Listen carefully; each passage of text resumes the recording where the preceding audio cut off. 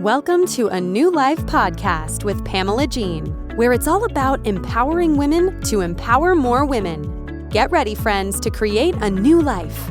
And here is your host, Pamela Jean.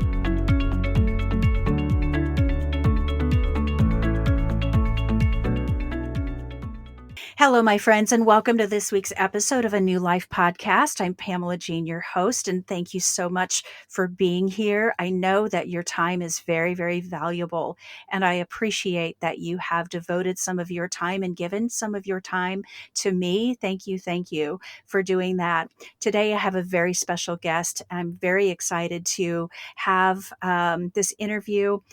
I'm interviewing Jill Donovan today. She is the founder of Rustic Cuff, and I'm excited to have Jill with you. I've learned a lot from Jill over the years, just from following her journey. I've heard her speak a couple of times at a smaller venue and then also at a larger venue at our church. And I've read her book. I have so much love and respect for Jill. I'm excited to interview her today, and I'm excited for you to hear this interview. So Jill, without further ado, welcome to the podcast.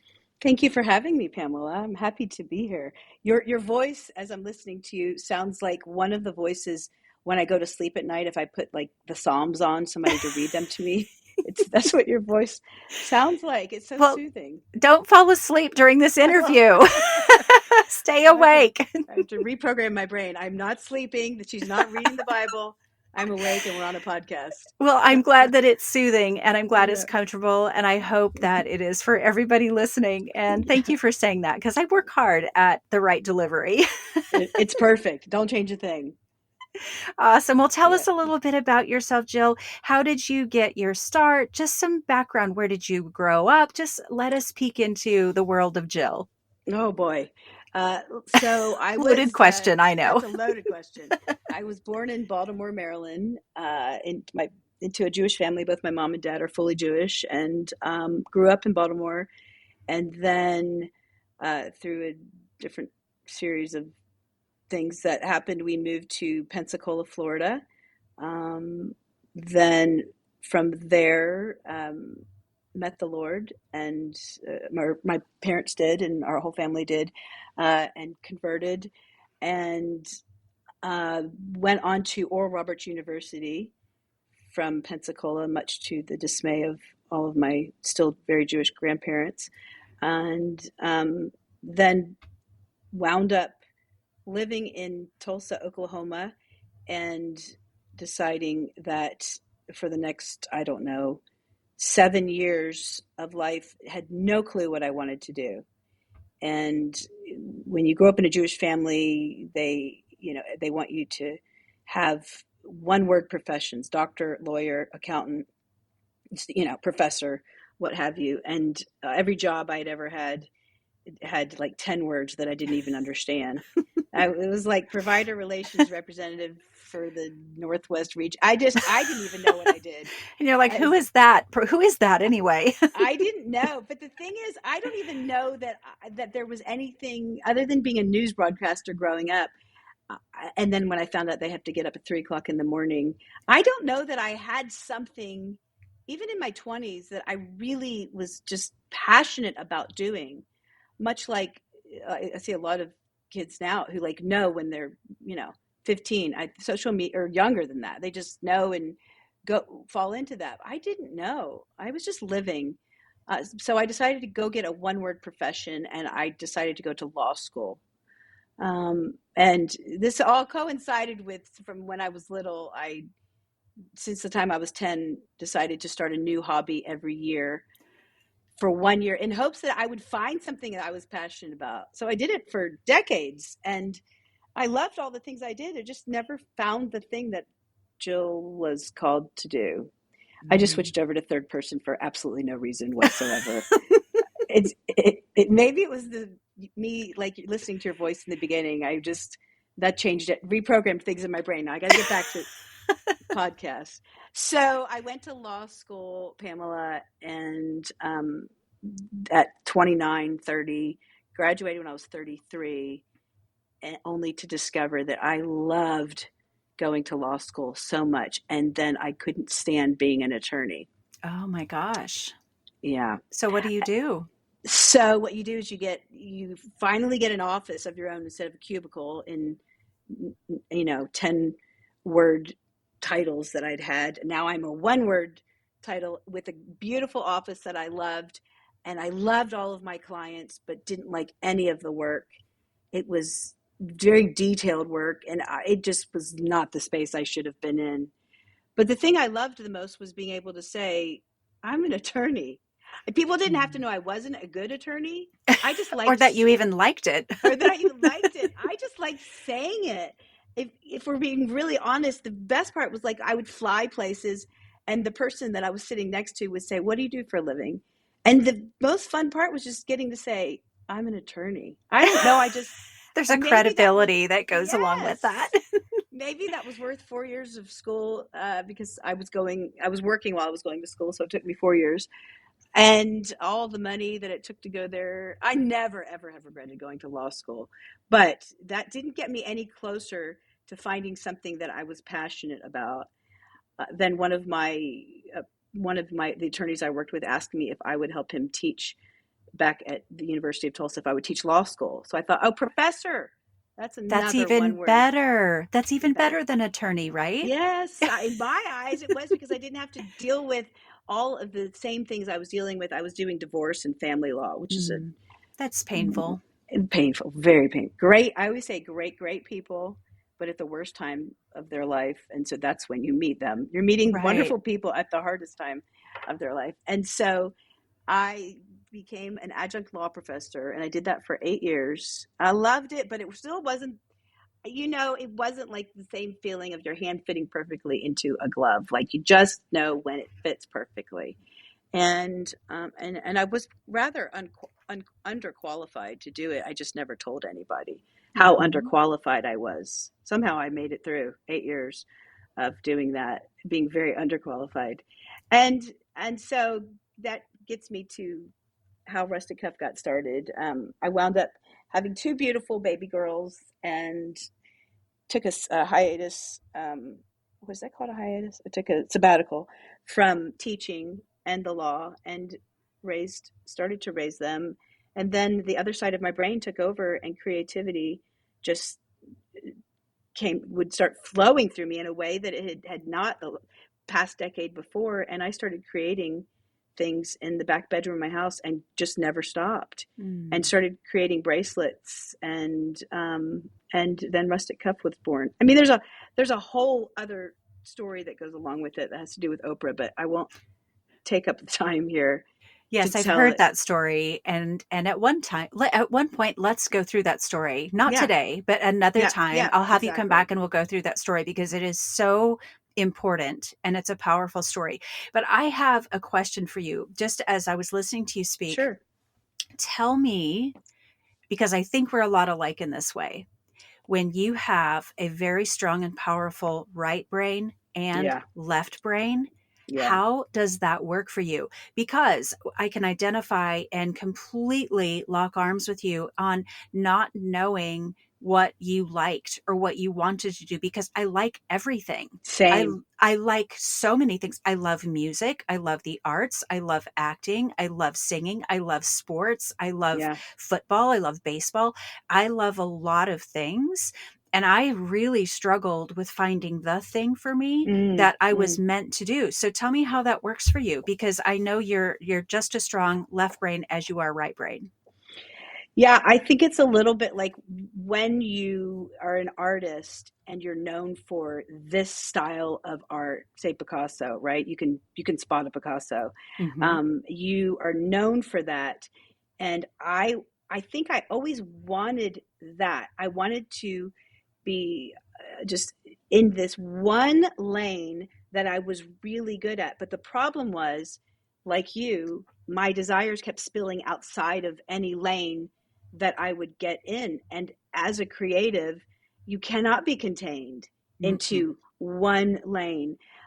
Although there are people who are really good at that one thing. And I so admire that, because I'm a little bit like a squirrel. The next time I walk into a gallery, I walk in somewhere and I see some beautiful art, and I'm committed to that for the rest of my life. I'm going to learn how to do that. And then if I walk next door to a different gallery of, say, somebody writing beautiful, beautiful poetry, I'm like, yep, no, I'm a poet. I'm doing that. I'm going to be a poet.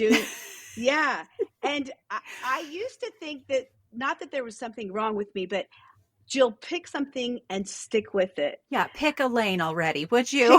Pick a lane already, because that is how you get really, really good at something. And now I realize I've allowed myself to live in a world that, if it were like a bowling alley, that can bowl on lane 1 for a month, and then for the next year I can go down to lane 8, and lane 1 doesn't go away. Mm-hmm. It means that actually the things I learned over at lane 1 by bowling against the wall, I take something from that when I go bowl on lane 8. And so I now look at it, instead of bowling down one lane, I own the whole alley, because I meet different people, learn different things, but it is overwhelming, Pamela, as you know it, because you want to do everything. And when it comes to a profession, it's very difficult to hone in. Yes, it is. And I think I can just surmise that growing up how you grew up, with the strong expectation of the title behind your name, that's a one-word title, not a wishy-washy, whatever, yes, word salad title, but a one-word title. There was an expectation and probably an internal pressure to have that, because that validates me. That will validate me. Yeah. And I think for me, when I was able to understand that I'm just going for impact in the world, and if I can hone in on how I impact the world, I can do anything. It doesn't matter if I'm, behind my camera, if I'm, in front of my microphone, if I'm speaking to a group of, 1,500 women or entrepreneurs. It's about impact and how my example and impact can change someone's life. Exactly. And I think the world makes you think that you have to do that one thing. But I have come to realize that if I am getting joy from the thing I am doing, that spills over into every other person that I come into contact with. So if my joy is coming from lane 1 during this season, I have no shame or guilt anymore about switching lanes, because it's not the thing I'm doing that is impactful. It is the joy and the passion that comes along with that. That's the overriding thing. And I don't want to be stuck in lane 1 if I've lost my joy for that, because that will come. If you're an authentic person, people will be able to see that really clearly. If you've overstayed your welcome in something because you feel like you have to. I only want to do things that are really my get to. That's where you're the most fruitful. Absolutely. And I think people stay places because it's safe, and it's because it's what they know. And I'm safe here. I know I can do this, and I'm just afraid to try anything else. And that's sad, because I don't want anyone to stay anywhere because it's, quote unquote safe. If you're talking about making big strides and impact and changes in the world around you. That's why I think it's so great for people to start one new thing every year that they've never done before, because you do get stuck, because life, it feels a little bit like Groundhog's Day. Right. And when you sort of jolt yourself and try something new that you are not good at and you're not comfortable with, you keep doing that each year, you come to realize there is more than just this one lane that you have been in. It's just that you don't want to put yourself in uncomfortable situations, or you think you don't have the time, and all of these things. And I'm like, 10 minutes a day of doing something. It's not that learning guitar is going to change your life. It's what the doing leads to something else, what thing it leads to, and what that thing then leads to. It's not usually about just that 10 minutes. It's how it then overflows into the rest of your life, because you are moving forward instead of standing still. So that's so good. It's not about the what you do. It's about the fact that you are doing something, and that really does change everything. It really does. I work with, when I do my coaching, I work in 8 different life pillars, and the Mm, intellectual pillar is one of them. And it is challenging and stretching your brain to do something that you've never done before. Now, audience, listeners, I challenge you. Through Jill, do something new this year. Learn something new. Learn something new that you have never done before. Play the harmonica. Go learn how to oil paint. Go learn how to, polish rocks, whatever it is. Go yeah. do something new just to expand your brain, because what happens is God's going to put people in your life that you are meant to meet. If Yep. you stay stuck exactly where you are, you'll never meet them, because you're in that mundane lane that does not serve you. So you have to be able to open your mind up, your soul up, and learn something new and expand your horizons. That's good. Preach, Pamela. then Mhm. I'll put you to sleep when I read to you. Yeah, yeah, exactly. Okay, so thank you so much for that. That was fantastic. I want to ask you, people make an impact in our lives. Who inspired you to become who you are today? Mm. I think my parents absolutely. My parents did, because they didn't put limits on me. I mean, they really made me believe that I could do anything. But I wish I could point to one particular person. Um, but this this is going to sound so bad.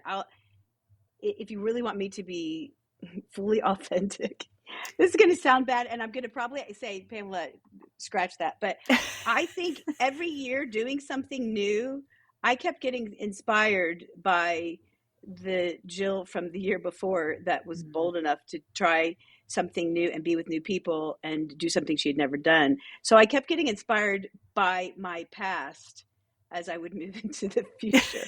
I'm saying I'm inspired by me. I've never said that before. That's so silly. I I was don't think it's silly at all. Oh my gosh, nobody has ever gives that answer. I was inspired by the last 365 days, because it added to this. Oh, I don't know. I just kept putting it in this file that I would have of hard things maybe that I've done, and that inspired me then to do something even harder. And I will so regret that answer, but I don't have a particular person that I could say I love your set, answer. And I set love me. the, well, I know, but I would not that I think I inspire me, because I really don't. I think that you reinvent yourself. You've challenged yourself to be someone who reinvents and becomes Yeah, a better version than last year's version. You're proud of last year's version, but you know what? This year is going to be even better. yeah. I think that's a good thing. There's nothing wrong with that. Some of the happiest people that I know are the most centered and Mm, self-loving people that mm, I know. They're the ones who are the game changers, the world changers, the big impactors, because they're mm. so comfortable in their own skin. They don't need affirmation from anyone but themselves.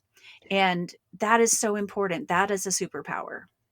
Except when I get to heaven and God says, "Well done, good and faithful servant." Except for that time you were on Pamela's podcast and you said that you inspired you.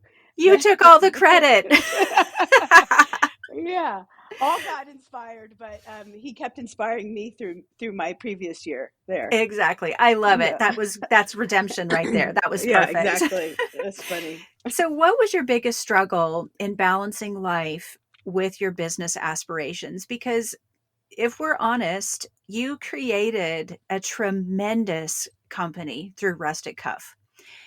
How did you balance that? Or maybe you didn't balance it well. Maybe, I don't know, maybe you did. But how did you manage having and running this company, growing it, and raising those 2 beautiful little Mm. girls? The funny thing is that was probably the biggest question I got in the earlier years. I would, if I were ever interviewed by a news program, they would always say, or they'd end it by saying, "How do you balance this all?" Because all they saw was the craziness and just the nonstop, uh, the all the things that Rustic Cuff was. It was just like a 24/7. And so the question was, how do you even attempt to manage both sides of your life? And this answer came to me very early on. that really there is really no perfect way to balance it, except I just made it all one life. Mm. As an entrepreneur, you can. It's very hard when you are in corporate America. That's a whole different answer. I just made it so my kids felt like, well, this was just part of life, and they were part of this family. It was like it was just families, and Mhm. it was much like your cousins. This was Rustic Cuff was the cousin to my family at home, and so it wasn't a foreign thing or things that they resented because they were just part of it. Part of So it. Mhm. easier as an entrepreneur much easier as an entrepreneur to do that, to balance it all, because I could do a lot of this from home as I created in the back bedroom. And so, I mean, I never cooked again since I started the company, but I was glad, but I never wanted to anyhow. But that's how I balanced it. That there was now the bigger question is, how did I balance having sanity or time away from everything? Mhm. It wasn't difficult merging this cousin with my kids or my husband. It was, how does Jill get some rest and peace away from this? How did I build that in? And I, Mhm. for sure, in the beginning years, I think I did it very poorly, so much so that I wound up in the hospital Mm. thinking I was having a heart attack because I would never sleep. Well, because I loved it so much that I never thought that I really needed to get away. I just was in it Mhm. all the time. And if you talk to an entrepreneur early on in this obsession phase, when there's nothing else that matters, you don't think that you need to take the rest. You don't want to, because you don't want to get away from it.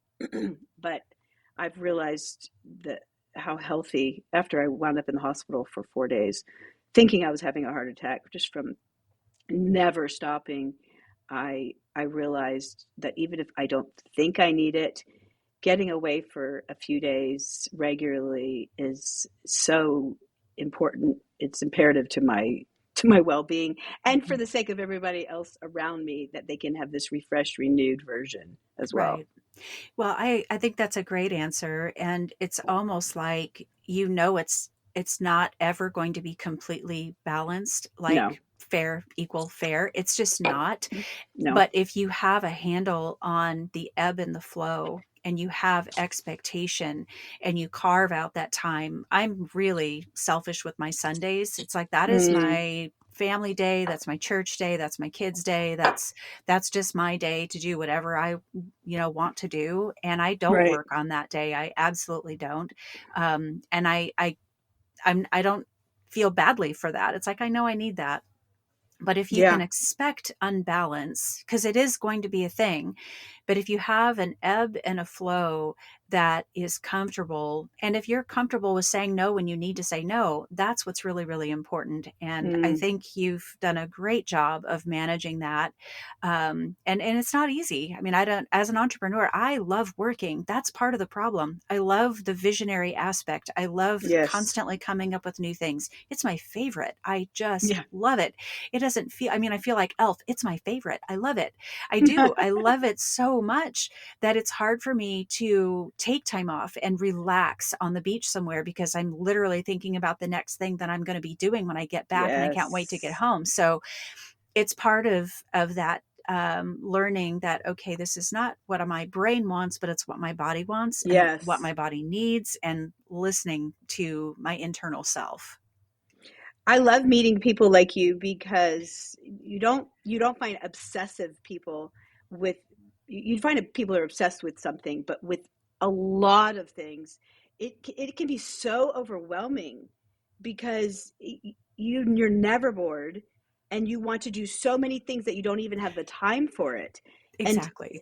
so many things make you excited to do, and the ideas don't stop flowing. It is almost, I look around, I'm like, can somebody else take some of this, because it is so crazy overwhelming. I just can't Mhm. stop. I went to bed last Right. night and I said to my husband, I think I have a problem. I think I, I, I would never, you could leave me alone for 30 days in a row and I could never sleep, and I would never be bored. And Right. it feels a little bit like a problem. Right. But Exactly. You're like, am I the only one who feels this way? Well, no, you're not. yeah, Because I but don't get bored.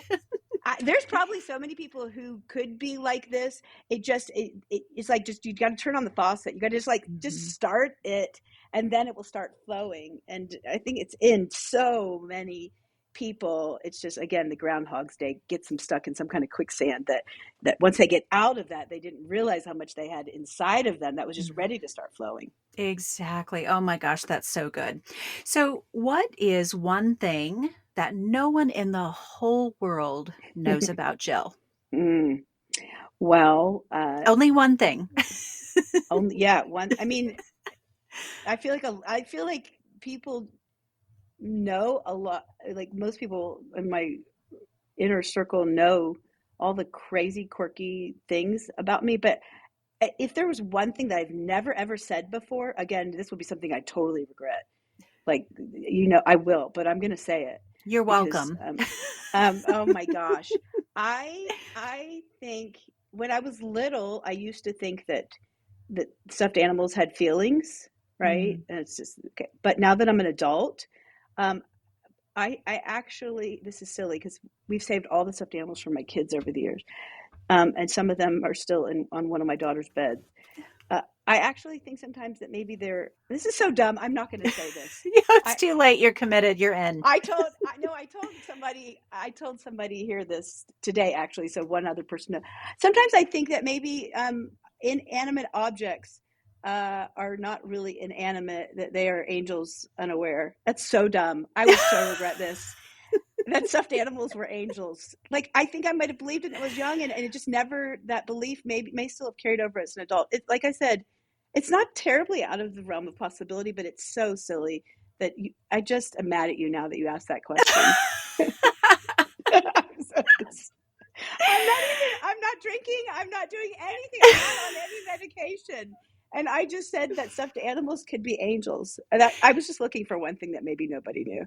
And there you go. Now everybody knows. And now you have to think of something Oh, else nobody knows. So when Toy Story came out, okay, now oh boy. don't lie to me. I mean, I will not lie to you. When Andy goes off to school and the animals Yeah. are all sitting Yep. there waiting for him and he Yeah. doesn't come back bald. Yeah. Oh my gosh. I'm like, Yeah. yes, poor little Buzz and Woody. Come on. I Take know. them with you. The problem is that this idea came into my mind when I was really, really little, and I never talked about it, and therefore nobody could ever dispute that with me. And And it's so manifested I'm like forever. 50 something, and I'm like, oh, I think that stuffed animal moved. It wasn't there earlier in the day. Okay, that's you asked for something, and I I've did. really And had to stretch. I've hardly thought about this ever in my life. People are probably turning off the podcast now And because of you this. I'm so sorry. delivered. You Oh my delivered. Thank you God. so much. That was Oh, I regret that. perfect. That's the second thing I'll regret. Ugh, Okay, so okay. what's next for you? What's the Mm, future of Rustic Cuff? Do you have new mm, ventures, new goals? I know you do. You learn something new every year, so yeah. that doesn't count. But what's next for you? I mean, I know your daughters are getting older. Yep. The Yep. empty nest is starting to knock on your door. You're not Yeah. far from that. And that is life changing. I've been through that and my heart hurts for you because I know what you don't know about it. Yeah. And there's a lot coming your way. Sure. I coach women through the empty nest and that new stage and phase of life. Mm, So, what's next for you? What's the future of Rustic Cuff? New yeah. ventures? Just kind of what's the third act going to be for Jill? Mm. This is our 13th year of Rustic Cuff, and last year, at the beginning of the year, um, and, we had a showroom at Disney World. Starting last year, we had, I think, 6 showrooms: Disney, Wow. Texas, a couple places. We had a couple places in Texas, Oklahoma City, Tulsa, and I decided at the beginning of last year that I wanted to simplify. Mm, I didn't want to. I subscribe to the theory, or I don't know if it's theory. Um, just because you can doesn't mean you should. I did the opposite of that. I did everything just because I could. Let's do it. Let's make mhm. everything. Let's do everything. Let's higher. I mean, I just did anything that I wanted to because we could, instead of really, I'm not saying stay in a lane, but instead of, we didn't grow slow. We Mm. grew exponentially fast. And for the first, I don't know, first 9 years, craziness.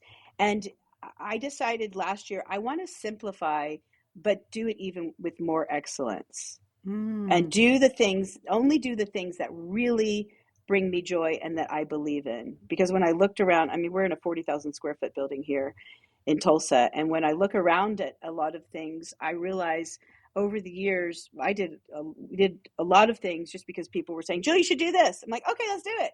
You should do this. And I, it was like a little bit like cleaning out your closet and only keeping the things in there that you really love. And that's not an overnight thing.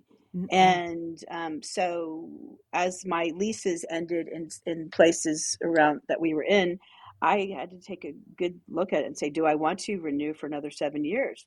Oh, I don't know wow. where I'll be in 3 years. That's a And big I decide, commitment. yeah, it's a big commitment. It's also hard when you really love what you're doing to do it in remote locations Hmm. without traveling to those locations. It's hard. You have great people that work there, but it's hard to have the heart in every location, although our girls did an amazing job. But as our leases have ended, our 5 7 year leases, I decided not to renew them and just to keep it really simple, but hone in on the things that really bring me joy. And I started that last January, and that's what, for me, the joy of simplifying has brought so much peace, but it has unleashed an entire new lane of creativity that I've not even experienced before. I haven't even experienced this at the beginning of Rustic Cuff. And it is because I started pruning and Mm. shedding things that I had held on to for a long time. Because, just like your closet, you're like, I bought that. I spent good money on that. And I've had that forever. This has meaning because Aunt Lisa bought this for me. And Right. and I just decided that I don't want, naked we come, naked we go, I say. And I want everything that we keep and that we do to be with great intention, or I don't want to do it at Mm. all. And that's not easy. It's not easy because saying goodbye to things and to, you know, showrooms or people, that comes at a cost. It's hard. Hmm. But I believe God directed every step, because every step that I took in simplifying, I he already went ahead of me, Uh, and it doesn't mean it wasn't hard. It just means that to get from here to there, I had to walk through those things. So the future for me is even more fruitful than the past, because it is now doing the things that I only putting out and only doing the things that I really love instead of just because I can. that's so good. And I watched you grow. I'm an entrepreneur, and I love watching businesses grow. And Yeah. even the frenzy around the Stanley Cup Oh right my now just gosh. is just so fascinating to me. Yeah. I love the marketing ideas behind it. It just fascinates me, and it's so exciting. But the bigger the levels, no matter what it is in, the bigger the devils. Yeah. Well, And that's good. isn't it true? It's like, Yeah. just because you can get big Yeah. doesn't mean you should get big, but the bigger Yeah. the levels, the bigger the devils. The devils just Yeah. get bigger. Uh, And isn't that true? it's true. I don't Um, envy if I see somebody growing so fast now, I'm like, okay, oh, you don't know this, but you're going to get to a point where it is so overwhelming and all mhm, consuming, that you don't know it at the moment that that right, is happening. And it doesn't matter what right. people tell you. You're like, oh, well, that's just because you haven't been there before. It is, you are absolutely right. More opposition, more, you're on the radar in a whole different way. Mhm. You're right. It's a whole different world. Well, and I think, because you can grow, and because you have, outside influences saying, yeah, you should do this, you should do this, you can do that. Why wouldn't you do that? I Yep. think you lose yourself in that, and Absolutely. your ego gets fed in an Yes. unhealthy way. Having confidence is great, but when it's ego driven, and I'm not saying that is for you, I'm not Yeah. judging you by any stretch, but I think it's normal that when you start growing, you're like, oh, look what I did, and then all of a sudden you're like, wait a minute, I did all this stuff, but I don't want to be where I'm at. How did I get here? I don't want to be here.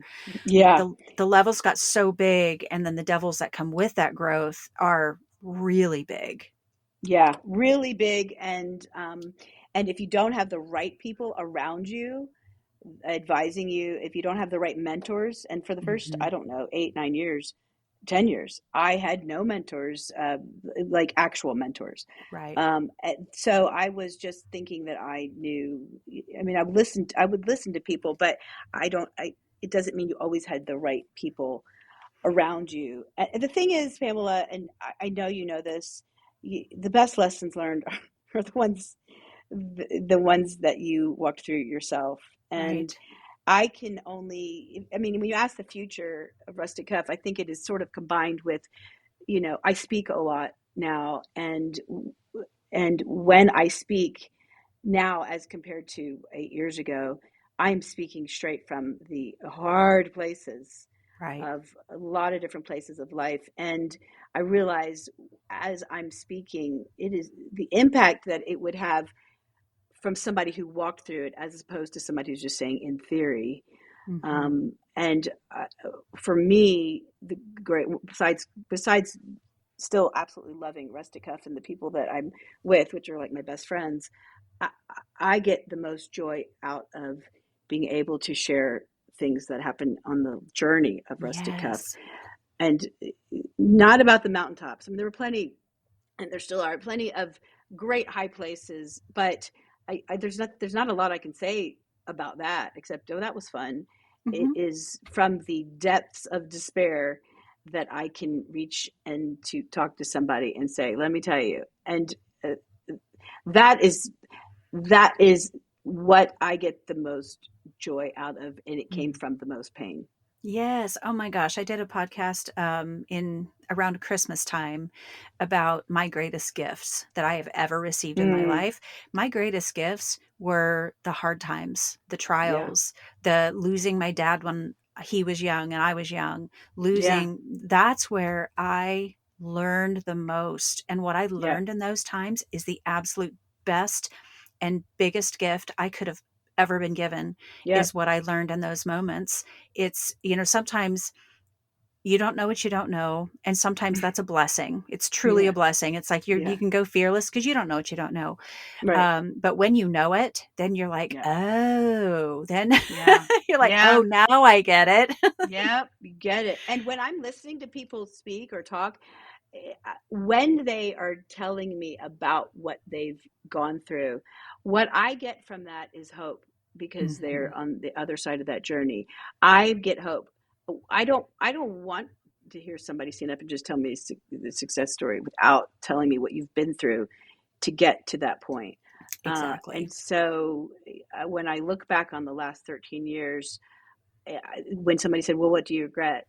I would say zero, Hmm. because every hard thing led to great fruit Yep. from having gone through that. So I'm grateful for, and while I'm in difficult times, I don't want to just be grateful when I get to the other side. But you don't.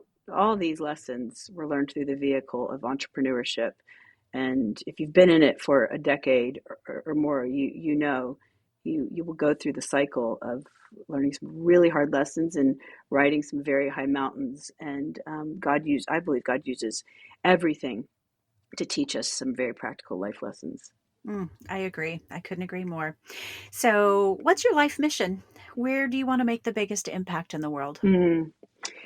I would say the mission, if I had a mission statement, it's to give hope.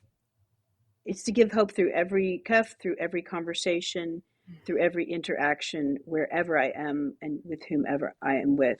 Whether that happens to be on a stage in front of 2,000 people, or whether that happens to be sitting on an airplane next to one person, um, I get no more joy out of one than the other, because it is not the bigger is better for me. It is the mission of handing somebody hope, more hope that they had before we met each other, before we sat next to each other, before we were standing next to each other in a line somewhere. I want every person to walk away, even if there wasn't anything said, I want them to walk away feeling more hopeful.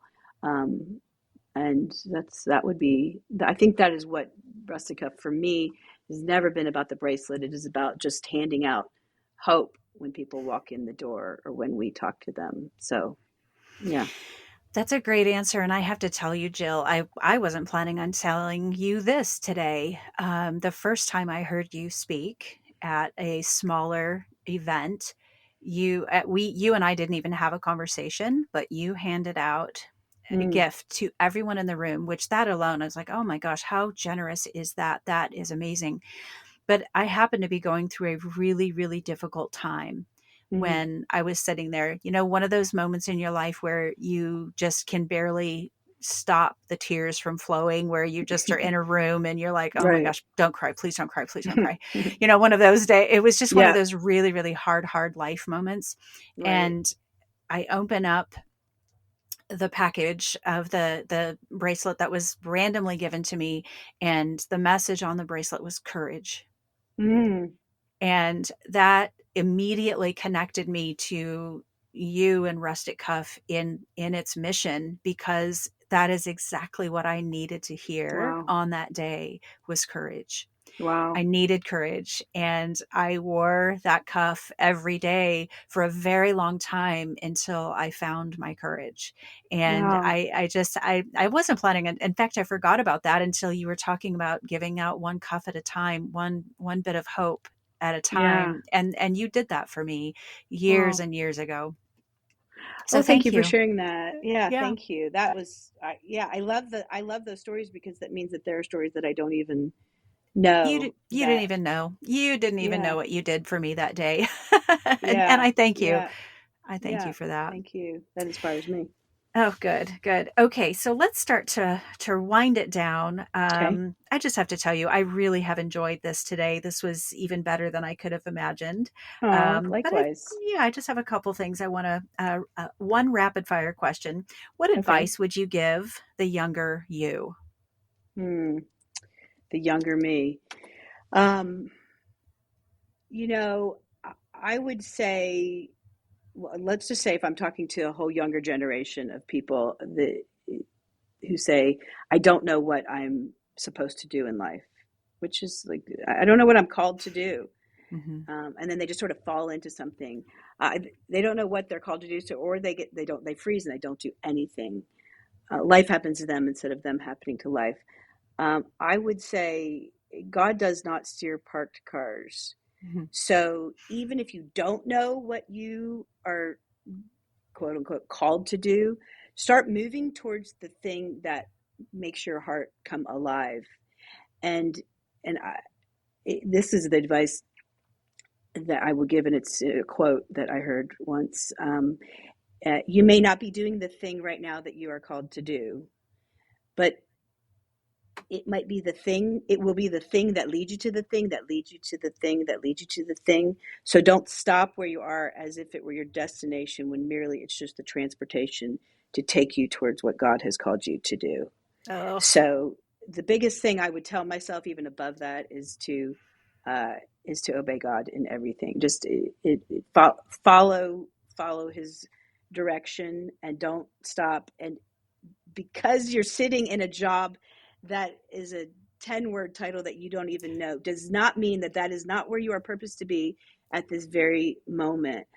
So if it doesn't look like all the shining lights that you thought it would, this is just transportation on your way. It's just the thing that leads you to the thing. It's not all those hobbies I did for the last 43 years. Not one of them was wasted. They were just things that led me to other things that led me to other things. Not one single thing in my life has God wasted. Not even the stuffed animals that were really angels on the bed.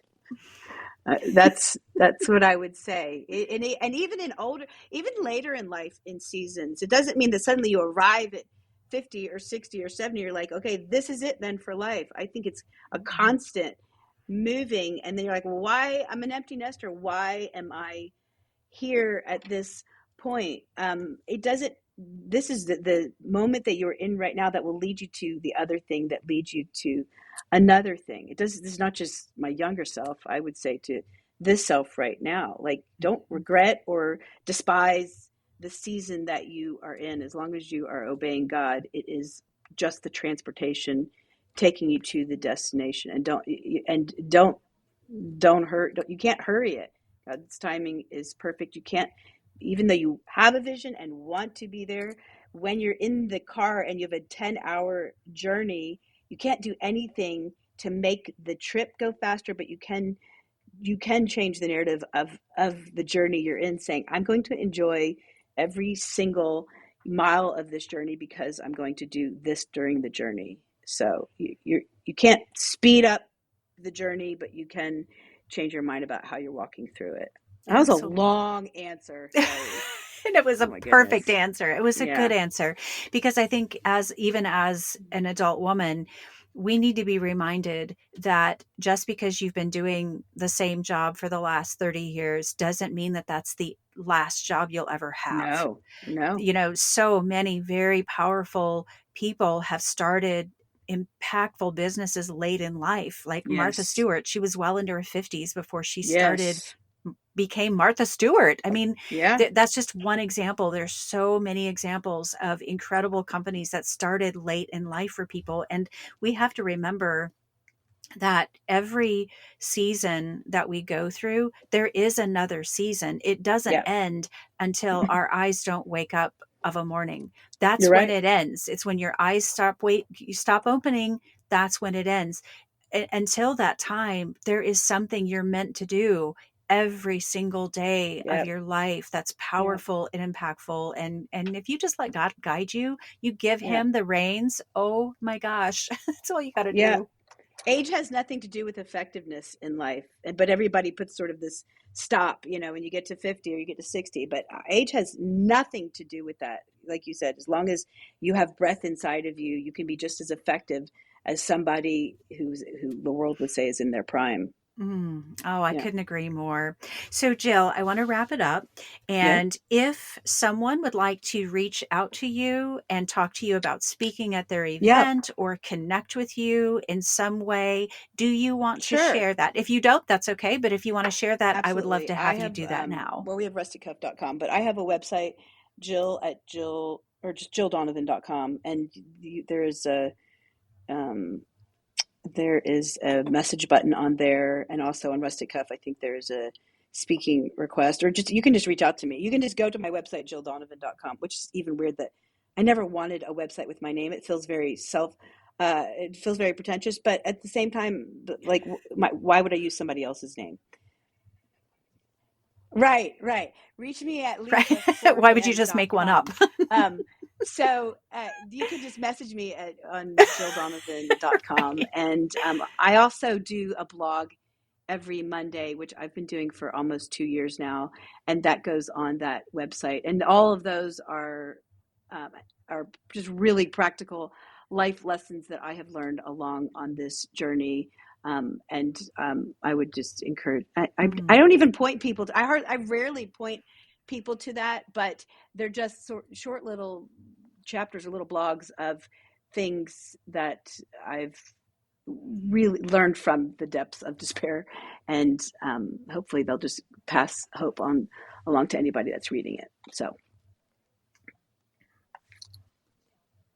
Oh, excellent. Ah, Jill, thank you so much for your time today. I know your time is so valuable. You have mountains to move, and I appreciate you giving some of your time to me and my audience today. And I know that someone listening has meant to hear exactly what you've had to say. So thank you so much oh, for thanks, joining Pamela. me. I And I appreciate you are really, really a appreciate wonderful you. podcaster. Keep doing what you're doing. You are making an impact in ways that you don't even know. So I do think you should record the Bible so I can listen to you as I sleep. Uh, I'm kidding. I was going to say, so Yeah, tonight when you go to sleep, exactly. Jill, you just think of But me yeah, because I'm going to I lull love you what to you do. sleep. Keep doing it. Thank you so much for asking me to be on here with you today. I appreciate it. Yeah. Oh, it's my pleasure. My friends, thank you so much for joining us today on a New Life podcast, and I will see you here next week. Make it a great week. Thank you for joining us today on a New Life podcast. We will see you next time.